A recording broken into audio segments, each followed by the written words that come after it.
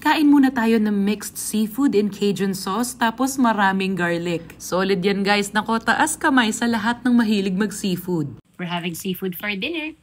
From Seafood Lovers, mixed seafood with Cajun sauce.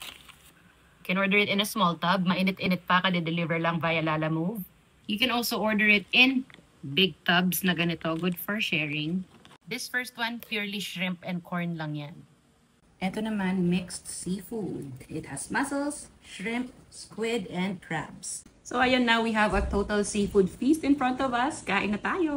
Actually, 2 weeks ago, yung pinakaunang instance na nagpa-deliver tayo ng seafood from them. Tapos eto na nga, for the second time around, nag-order ulit kami. Very affordable din kasi siya. Tapos ang sarap ng sauce. As in yung sauce palang girl, ulam na, mapapakanin ka talaga. Tapos ang dami pang garlic. Sana magkaroon din sila ng version nito na spicy. Alam nyo ba, nagsimula lang to bilang isang trial and error na pansariling business. Pero ngayon, isa na silang fast-moving seafood franchise with more than 20 branches all over Luzon. At parami pa ng parami yung mga soon-to-open nilang branches na kung sana magkaroon ng malapit sa inyo. O kaya naman malay mo, ikaw na yung susunod na makapag-franchise. O, diba?